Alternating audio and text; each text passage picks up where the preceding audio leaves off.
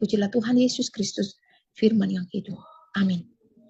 Mari kita buka Alkitab kita di dalam Wahyu pasalnya yang ke-21 dan 22, Wahyu 21 ayatnya yang ke-7 dan 8, dan 22 ayatnya yang ke-14 dan 15. Wahyu pasal 21 ayat 7 dan 8, dan 22 ayatnya yang ke-14 dan ke-15.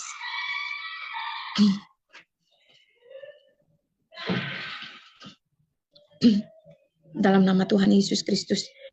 Mari sudah bertemu, mari kita baca secara bersama-sama. Di bawah perikop, langit yang baru dan bumi yang baru. Wahyu 21, ayatnya yang ke-7. Barang siapa menang, ia akan memperoleh semuanya ini, dan akan menjadi Allahnya, dan ia akan menjadi anakku. Ayatnya yang ke-8. Tetapi orang-orang penakut, orang-orang yang tidak percaya, orang-orang keji, orang-orang pembunuh, orang-orang sundal, tukang-tukang sihir, penyembah-penyembah berhala, dan semua pendusta, mereka akan mendapat bagian mereka di dalam lautan yang menyala-nyala oleh api dan belerang. Inilah kematian yang kedua. Wahyu 22 ayatnya yang ke-14 dan 15. Kedatangan Tuhan Yesus. Ayatnya yang ke-14. Berbahagialah mereka yang membasuh jubahnya. Mereka akan memperoleh hak atas pohon-pohon kehidupan dan masuk melalui pintu-pintu gerbang ke dalam kota itu. Tetapi anjing-anjing dan tukang-tukang sihir, orang-orang sundal, orang-orang pembunuh, penyembah-penyembah berhala, dan setiap orang yang mencintai dusta dan yang melakukannya tinggal di luar. Haleluya. Terpuji-pujilah Tuhan Yesus Kristus, firman yang hidup. Berbahagialah bagi setiap kita yang bukan saja menjadi pendengar, tetapi baiklah kita mau melakukan sabda kebenaran firman Tuhan ini dalam kehidupan kita hari lepas hari. Pertama-tama, saya manusia hina ini menyapa ketiga pribadi yang esa. Salam hormat kepada Roh Bapa Yahweh, Malaikat Lautan Kaca, Pak Eman Lahago. Salam hormat kepada Pangeran Ilahi, Tuhan Yesus Kristus itu sendiri, Pak Aditya Nugrahanto. Salam hormat kepada mempelainya yang tercantik, terelok, terekselen, Roh Kudus, Roh Kebenaran, Malaikat Mary, Bunda Fei Hamdani. Salam kasih di dalam Tuhan kita Yesus Kristus kepada kita sekalian yang beribadah pada saat ini, bahkan teman-teman sekalian yang ada di live streaming. Izinkan saya dengan penuh kerendahan hati untuk menyampaikan sabda kebenaran firman Tuhan kepada kita sekalian. Di mana firman Tuhan ini mengingatkan kita. Kita boleh lihat di dalam Wahyu pasal 21 ayatnya yang ke-7. Barang siapa menang, ia akan memperoleh semuanya ini, dan aku akan menjadi Allahnya, dan ia akan menjadi anakku. Barang siapa menang. Di sini firman Tuhan menjelaskan kepada kita adalah suatu pertandingan, proses pertandingan iman yang anak-anaknya jalani di muka bumi ini. Barang siapa menang. Kita semua selaku anak-anak Tuhan yang ada hidup bernafas sampai detik ini melewati setiap proses perjuangan iman. Di sini firman Tuhan katakan barang siapa menang. Kita semua ada dalam proses kehidupan. Tetapi kita percaya bersama dengan Yesus maka kita akan memperoleh kemenangan yang sejati itu. Di sini ada setiap proses yang kita jalani.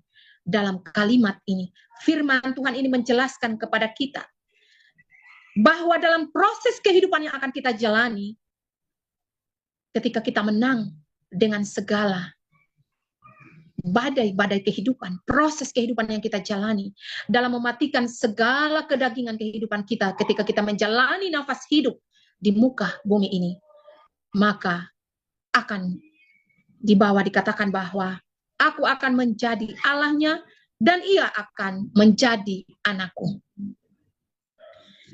Tetapi orang-orang penakut, orang-orang yang tidak percaya, orang-orang keji, orang-orang pembunuh, orang-orang sundal, tukang-tukang sihir, penyembah-penyembah berhala, dan semua pendusta, mereka akan mendapat bagian mereka di dalam lautan yang menyala-nyala oleh api dan belerang. Inilah kematian yang kedua. Saudara-saudara yang sangat dikasihi oleh Tuhan kita Yesus Kristus, dan ayat ini juga sama dengan ayatnya di dalam Wahyu 22 ayatnya yang ke-14.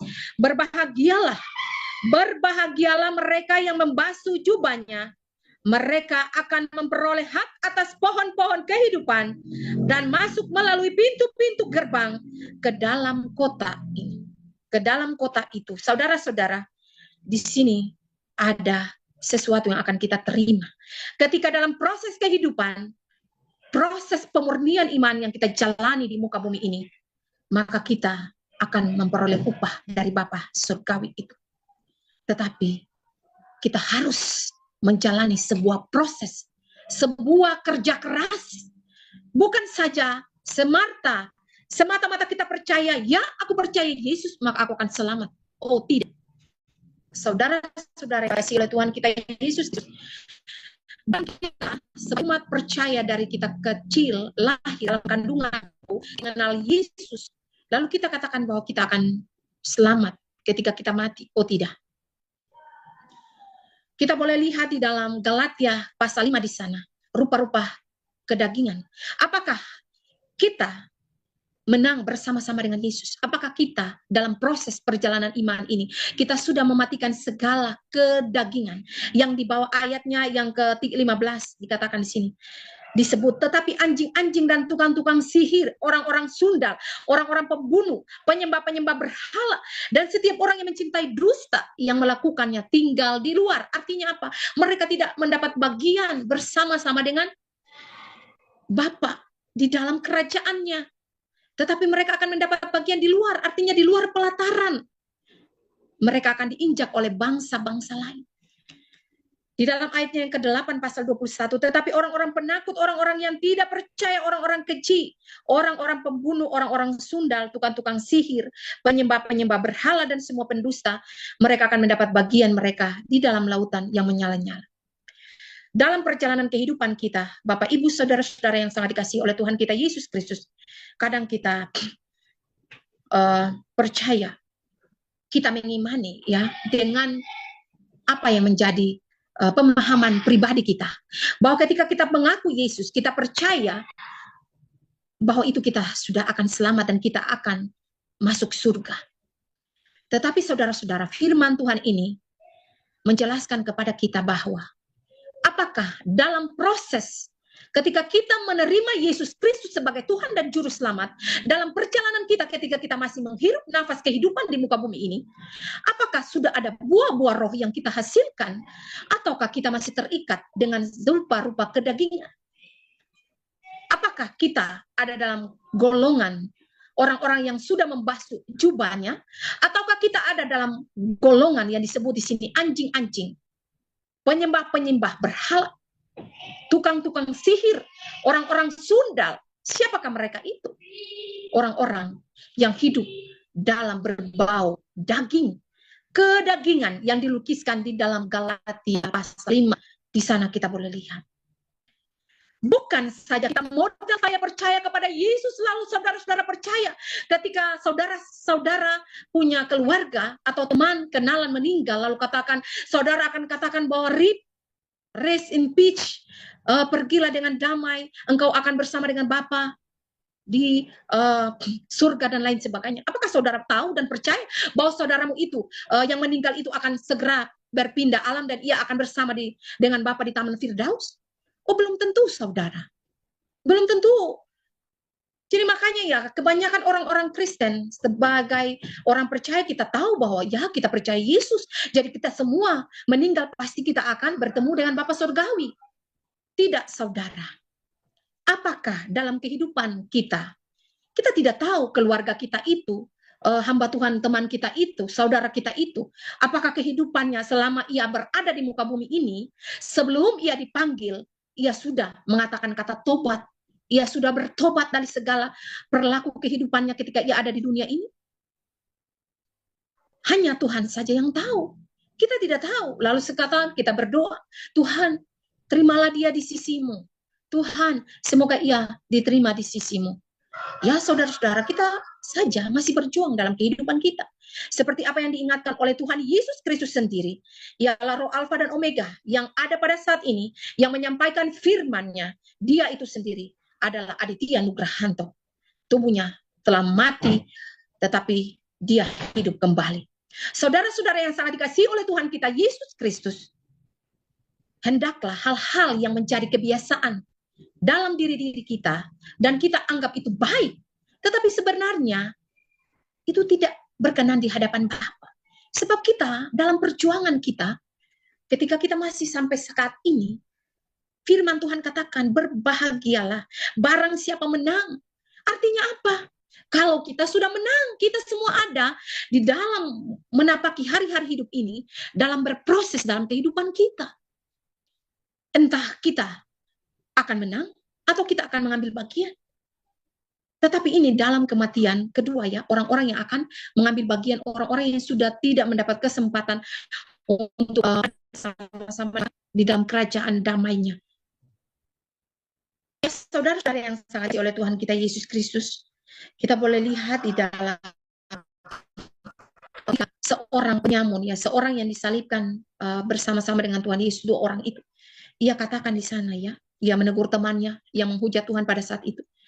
Ia mengaku bahwa ia orang berdosa dan ia layak untuk menerima penyaliban itu. Dan tanpa, ya ia dalam kerendahan hatinya, ia mengaku bahwa ia orang berdosa. Dan Yesus itu tidak pantas untuk menerima hal seperti itu. Dan Tuhan Yesus katakan kepadanya, karena kerendahan hatinya itu kan, ia mengaku dosa itu. Karena ia layak untuk menerima hal itu, hukuman yang harus ia terima itu. Dan Bapak katakan bahwa hari ini, ia bersama-sama dengan aku. Engkau bersama-sama dengan aku di Taman Firdaus. Artinya apa? Yang menentukan mau di Firdaus itu adalah Tuhan kita Yesus Kristus, bukan kita manusia. Mau berbuat sekiranya punya surga. Ketika kesempatan Tuhan memberikan kita mengucapkan kata tobat sebelum kita.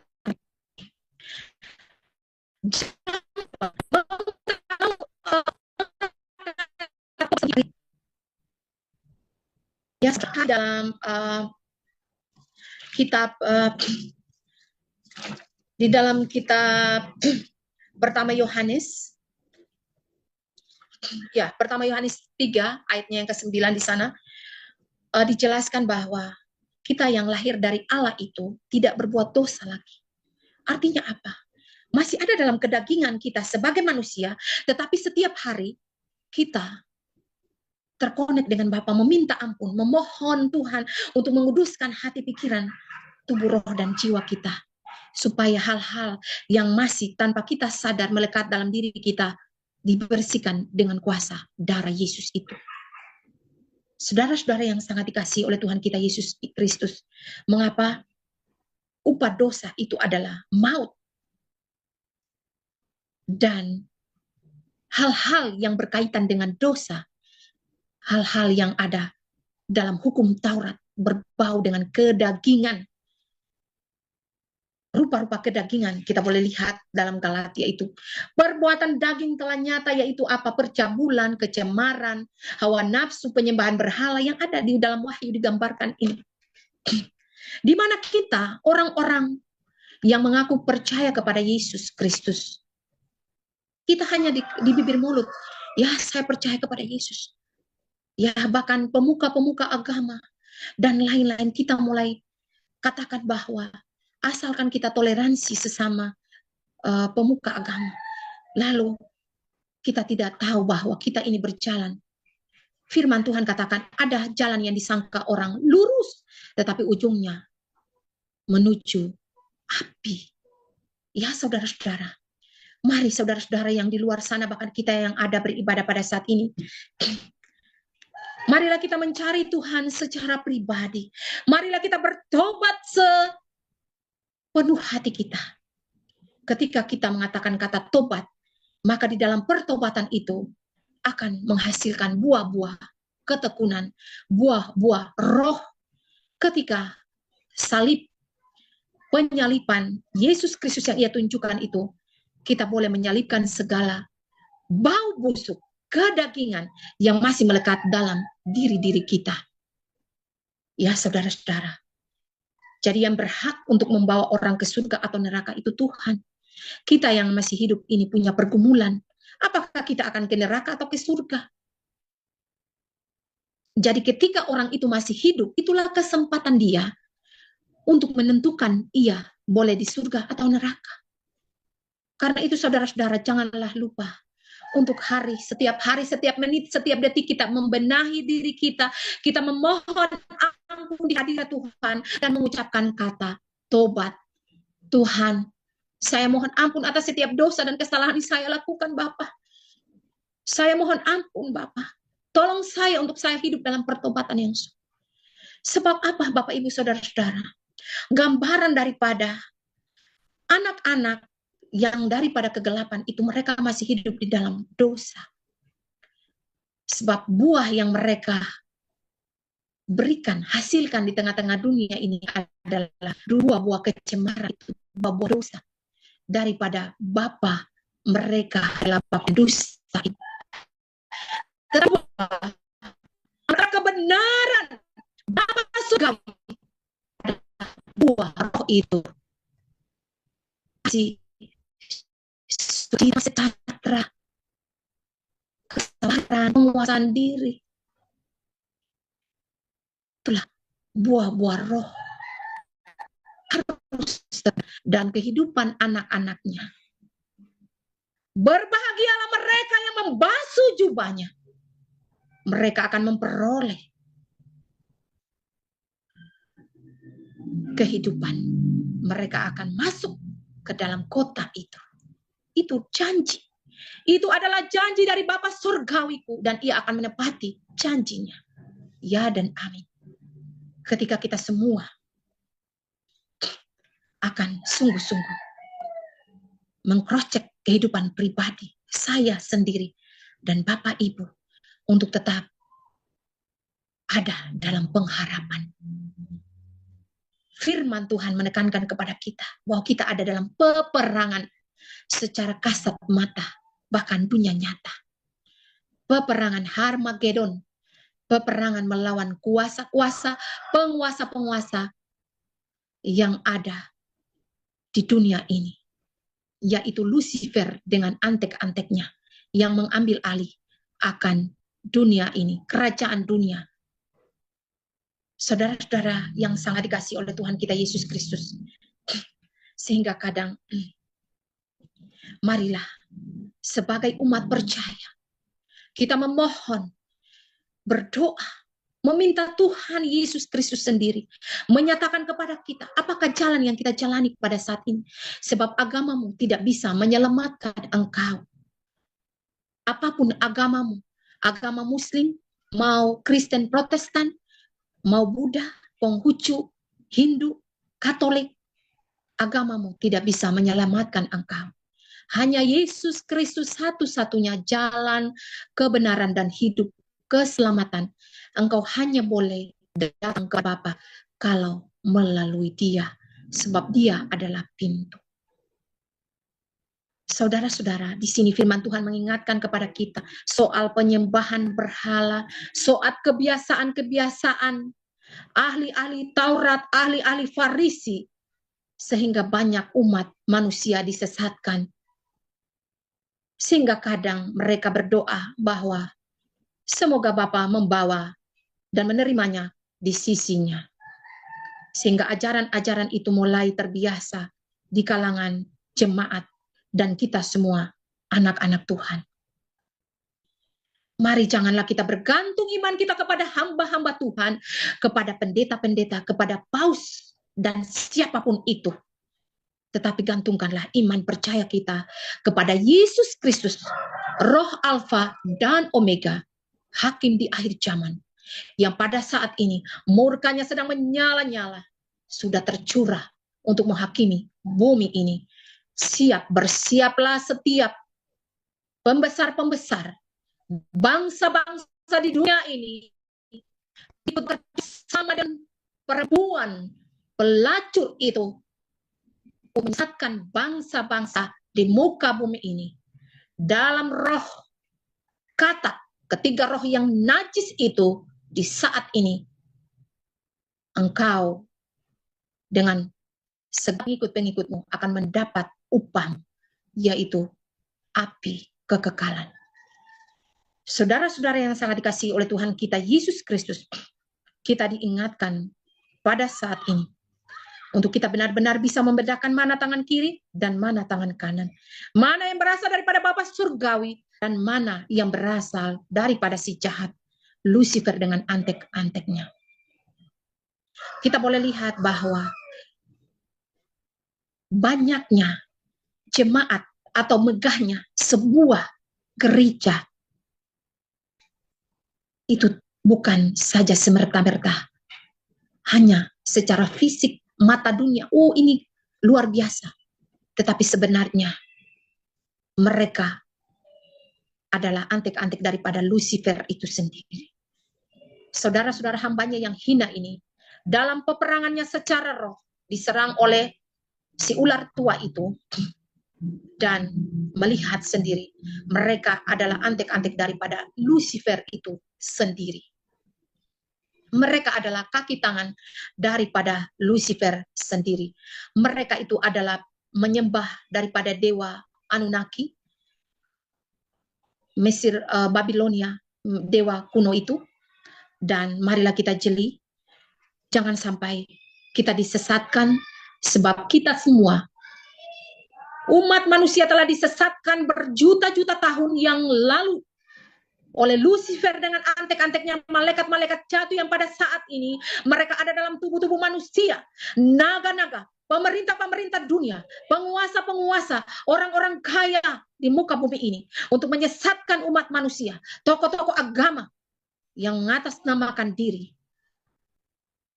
tokoh-tokoh yang memegang peran penting untuk umat manusia di muka bumi ini. Marilah agar kita tidak terkecoh dan tidak tersesat semakin dalam. Mengapa iblis sangat takut kepada kesaksian para saksi-saksi sorga? Sebab saksi-saksi sorga menyampaikan kebenaran daripada surga itu sendiri. Di mana Tuhan Yesus mau untuk kita bertobat sungguh-sungguh, agar kita bisa membedakan mana tangan kiri dan mana tangan kanan. Saudara-saudara yang sangat dikasihi oleh Tuhan kita Yesus Kristus, firman Tuhan menghendaki kita bukan untuk menghakimi sesama umat manusia, tetapi untuk menegur dosa-dosa kita, agar kita sadar dan kita berbalik, bertobat, kalau jalan yang kita lalui selama ini adalah jalan yang salah. Untuk itu saudara-saudara, mengapa perlu adanya pertobatan? Mengapa dosa itu perlu kita akui? Dan perlu ada komitmen sungguh dengan Tuhan. Sebab anak-anak yang disebut anak-anak Allah ialah mereka yang hidup dalam kebenaran. Mereka yang melakukan kehendak Bapanya, yaitu mereka yang tidak membenci saudaranya. Di dalam pertama Yohanes pasal 3, saudara-saudara bisa baca di sana. Mereka yang hidupnya menghasilkan buah-buah roh. Bawa kesisan segala sesuatu dan penyembahan. Hal-hal itu adalah suatu kekejian Tuhan. Entah itu menyembah patung Yesus, menyembah Bunda Maria, apapun itu adalah suatu kekejian di hadapan Bapa surgawi. Engkau harus tunduk dan sujud menyembah kepada Bapa surgawi, Bapa Yahweh Tuhan Masih Elohim, ketiga pribadi yang esa itu sendiri. Dialah roh alfa dan omega. Mengapa saudara-saudara yang sangat dikasihi oleh Tuhan kita Yesus Kristus, kita perlu mengakui dosa-dosa kita, agar iblis tidak menggunakan kesempatan untuk meneror kita, untuk menuduh kita. Sebab apa? Bapa kita itu ia pengasih dan penyayang, panjang sabar dan berlimpah kasih setia.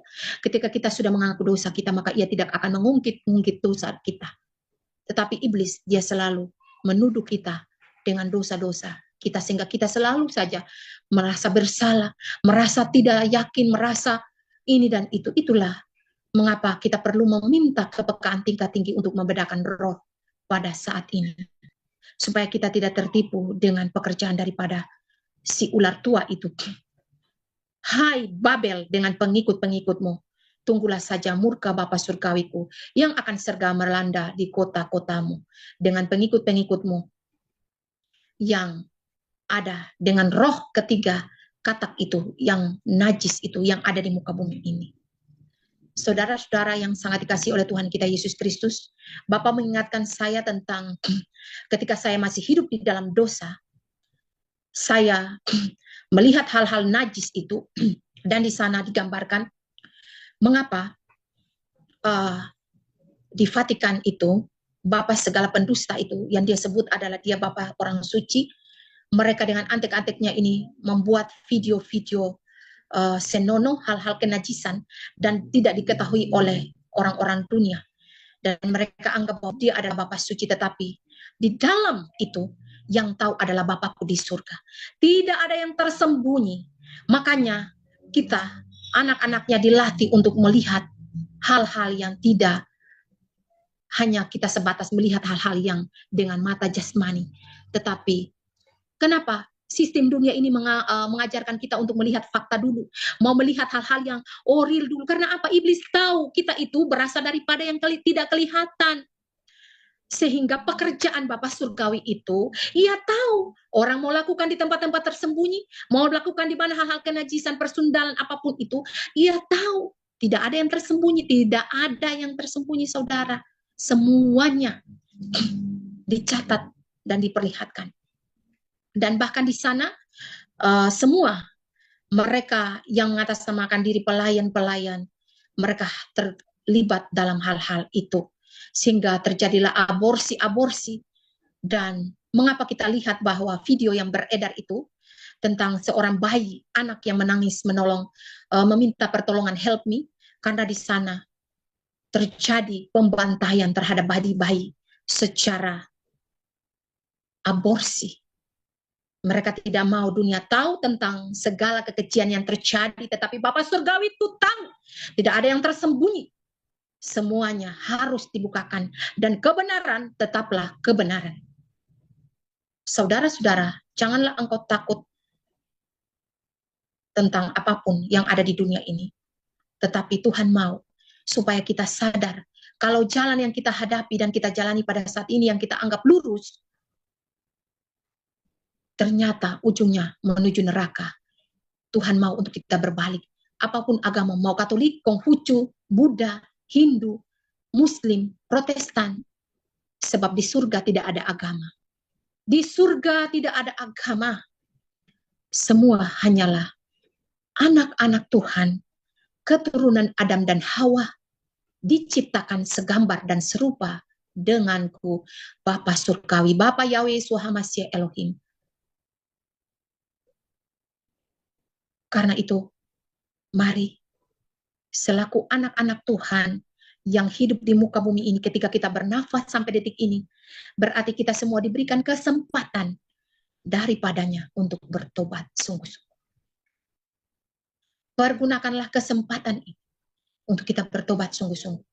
Tinggalkanlah jalan-jalan, ajaran-ajaran yang membawa engkau, yang engkau sangka lurus, tetapi ujungnya menuju api. Pengajaran daripada surga adalah gada dan besi dan keras untuk menghentakkan jiwamu yang tertidur dalam dosa, untuk membangunkan rohmu yang tertidur. Engkau percaya bahwa engkau hidup, tetapi sebenarnya engkau mati. Bangunlah, sadarlah, dan bertobatlah, supaya engkau mendapat bagian bersama-sama di dalam kota itu, bersama di Taman Firdaus, Bapa di surga.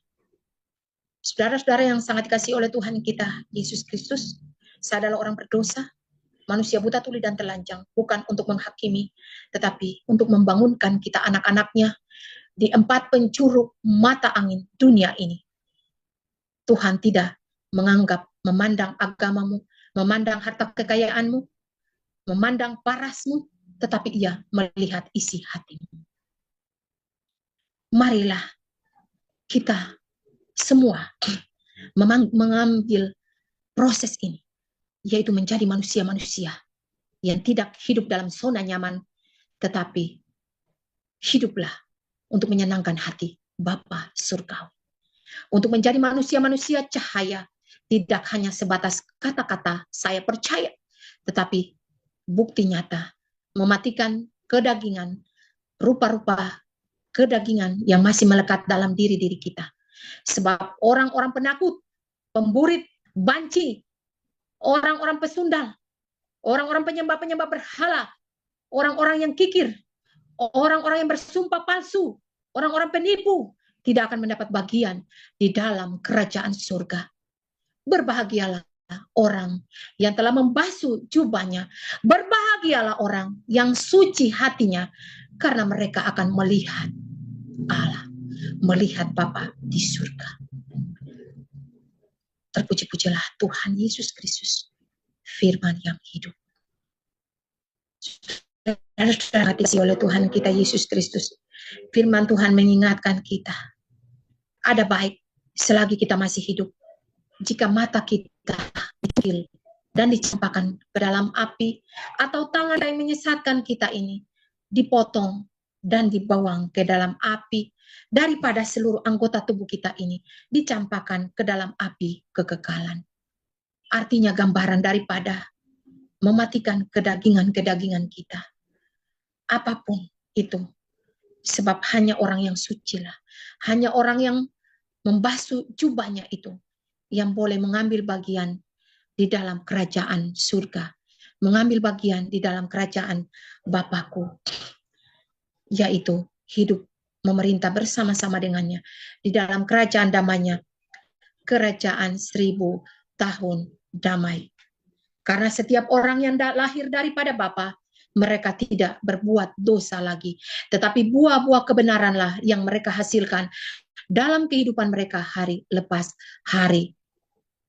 Barang siapa katakan bahwa ia percaya kepada Yesus, tetapi ia membenci saudaranya, ia tidak layak. Karena itu hendaklah buah-buah roh itu kita hasilkan. Bukan saja perkataan, tetapi perbuatan nyata. Hidup oleh firman dan berkarakter Kristus yang boleh nampak dalam kehidupan kita hari lepas hari. Sebab banyak orang, banyak umat manusia telah terkamirkan oleh adonan ragi Farisi yang hanya mencari pujian daripada manusia, yang ibadahnya hanya untuk menyenangkan sesama manusia. Lalu mereka tidak mau menegur dosa. Mereka membiarkan dosa memamah biak di dalam rumah-rumah Tuhan. Mereka membiarkan dosa-dosa itu berkembang di dalam umat manusia, sehingga manusia tidak bisa membedakan mana tangan kanan, mana tangan kiri.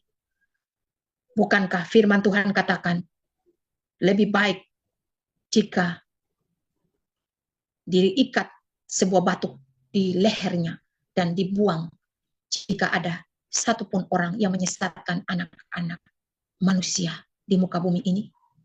Firman Tuhan, ya dan amin. Konfirmasi daripada Bapa Surgawi.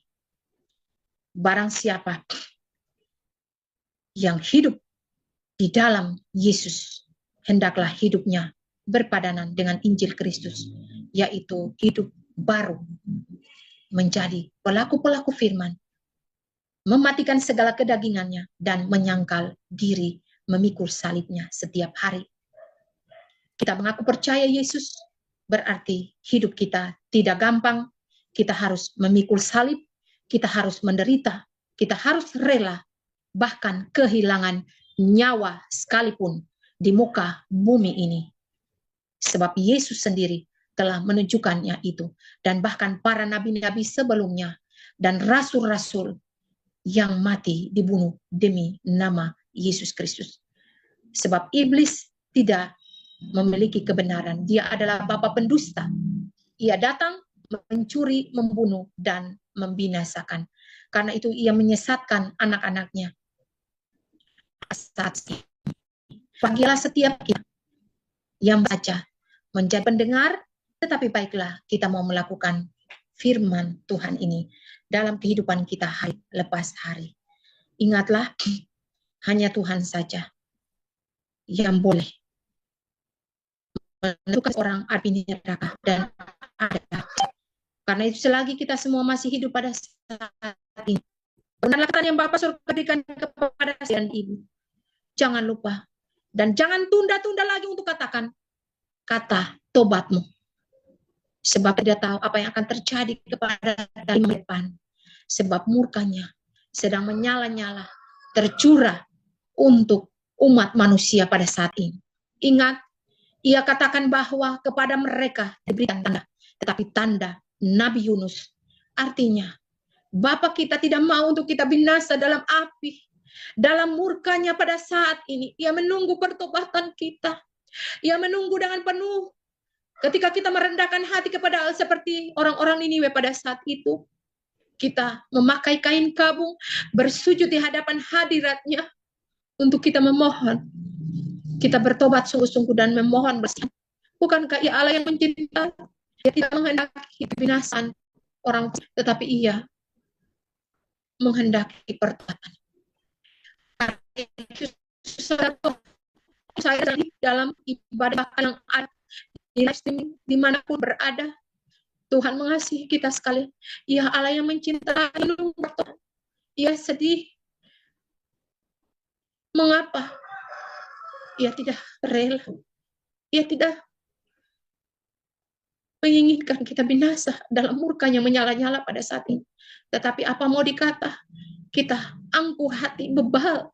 Yang kita pilih adalah keinginan hati kita, keegoisan hati kita, kemauan diri kita sendiri. Dan itulah yang akan kita terima, sebab Ia Allah yang adil. Ia tidak sekali-kali memberi hukuman kepada setiap orang, anak-anak yang memberi kesalahan, melakukan kesalahan, tetapi Ia juga tidak sekali-kali melepaskan anak-anaknya dari segala pelanggaran mereka ketika mereka sungguh-sungguh bertobat dan berbalik daripada segala dosa yang mereka lakukan. Bahkan di ujung maut sekalipun, ketika kita mengaku dosa dan bertobat, menerima Tuhan Yesus sebagai Tuhan dan Juru Selamat, maka Tuhan akan menerima kita di taman Firdaus-Nya. Bertobatlah, bertobatlah saya dan Bapak Ibu Saudara, pergunakanlah kesempatan ini. Jangan buang-buang waktu, sebab akan ada waktunya Tuhan. Tidak akan lagi memalingkan wajah kepada kita, tetapi Ia akan memalingkan wajahnya daripada anak-anaknya. Dan biarlah kita berseru-seru, tetapi Ia tidak akan mendengar seruan kita. Kita memanggil-manggil, meratap, meraung-raung, tetapi Ia tidak akan mendengar suara kita. Berbahagialah setiap orang yang mau membasuh jubahnya, yang mau mengikut anak domba, Yesus Kristus, Roh Alfa dan Omega yang telah datang kedua kali, yang ada di muka bumi ini, yang tidak malu mengakuinya di muka manusia, yaitu Aditya Nugrahanto, yang ia tidak malu mengakui Yesus Kristus di hadapan manusia. Berbahagialah mereka yang mau membasuh jubahnya, mereka akan mendapat bagian di dalam kota itu. Biarlah Tuhan Yesus Kristus menolong setiap kita anak-anak untuk hidup dengan hati nurani yang murni di hadapan hati. Setiap hari memperbarui, mengevaluasi diri kita untuk tetap menjadi semakin serupa dan memiliki karakter Kristus. Biar Roh Kudus, Roh kebenaran itu sendiri yang memampukan kita untuk melakukan firman-Nya. Haleluya, haleluya. Terpuji-pujilah Tuhan Yesus Kristus, firman yang hidup. Amin.